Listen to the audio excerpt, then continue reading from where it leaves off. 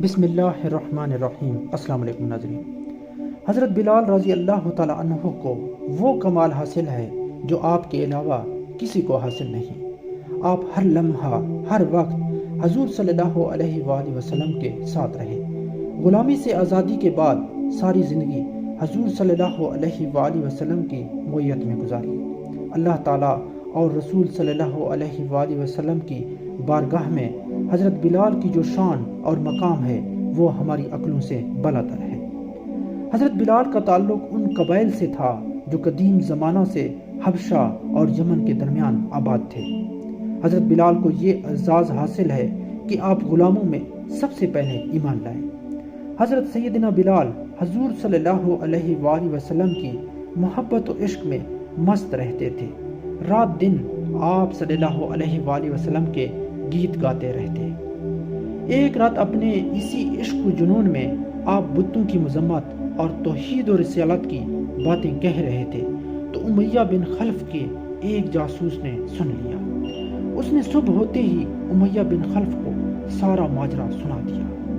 امیہ یہ سنتے ہی آگ بگولا ہو گیا۔ اسی دن سے امیہ نے آپ کو سخت اذیتیں دینے کا فیصلہ کیا۔ امیہ دن کو سخت گرمی میں دوپہر کے وقت تپتی ریت پر سیدھا لٹا کر ان کے سینے پر پتھر کی بڑی چٹان رکھ دیتا تھا تاکہ وہ حرکت نہ کر سکے، اور کہتا تھا کہ اس حال میں مر جا، اور اگر زندگی چاہتا ہے تو اسلام سے ہٹ جا۔ مگر حضرت بلال اس حالت میں بھی ذکر الہی میں مشغول رہتے۔ حضرت بلال کو سارا دن یہ تکلیفیں دی جاتی۔ جب رات ہوتی تو زنجیروں میں باندھ کر کوڑے لگائے جاتے اور اگلے روز ان زخموں کو گرم زمین پر ڈال کر اور زیادہ زخمی کیا جاتا تاکہ آپ بے قرار ہو کر اسلام سے پھر جائیں یا تڑپ تڑپ کر مر جائیں۔ عذاب دینے والے اکتا جاتے، کبھی ابو جہل کا نمبر آتا، کبھی امیہ کا، اور کبھی کسی اور کا۔ بسا اوقات امیہ کا رویہ اور سخت ہوتا تو وہ مکہ مکرمہ کے آوارہ لڑکوں کے حوالے کر دیتا۔ وہ لڑکے آپ کو گلی کوچوں میں چکر دیتے پھرتے۔ بعض روایت میں آیا ہے کہ بنو امیہ لوہے کی سلاخیں گرم کر کے آپ کی زبان پر رکھ کر کہتا، اب تو محمد کا نام لینا چھوڑ دے، لیکن حضرت بلال اپنے عشق و جنون سے پیچھے نہ ہٹے۔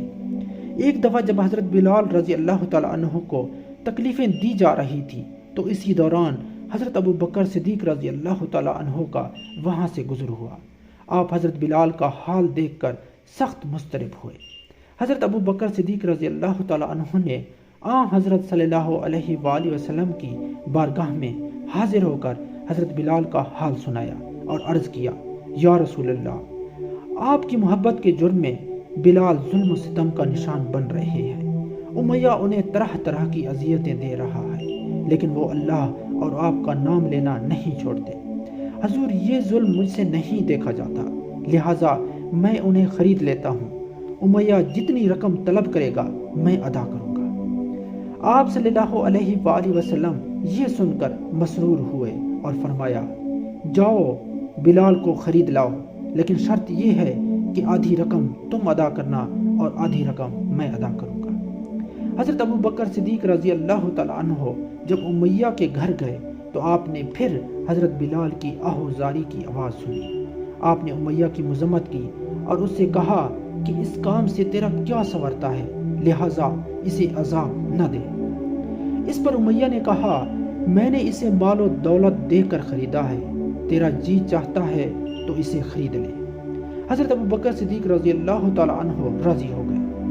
امیہ نے ایک رومی فسطاط نامی غلام جو حضرت ابو بکر صدیق رضی اللہ تعالیٰ عنہ کے پاس تھا، وہ دعوت اسلام قبول نہیں کرتا تھا، اور ساتھ ہی 40 اقیہ چاندی کا مطالبہ کر دیا۔ سودا ہو جانے کے بعد امیہ ہنسنے لگا اور حضرت ابو بکر صدیق رضی اللہ تعالیٰ عنہ سے کہا کہ آپ نے گھاٹے کا سودا کیا ہے، ایک بیکار غلام خریدا ہے جسے میں 1 درہم کے عوض بیچنے کو تیار تھا۔ تو اس پر حضرت ابو بکر صدیق رضی اللہ تعالیٰ عنہ نے فرمایا، با خدا، آج تو مجھ سے بلال کے عوض یمن کی بادشاہت بھی مانگتا تو وہ بھی تجھے دینے کو تیار تھا۔ اس کے بعد آپ رضی اللہ تعالیٰ عنہ نے حضرت بلال کو لباس پہنایا اور انہیں حضور صلی اللہ علیہ وآلہ وسلم کی خدمت میں لایا۔ مزید ایسی ویڈیوز دیکھنے کے لیے ہمارے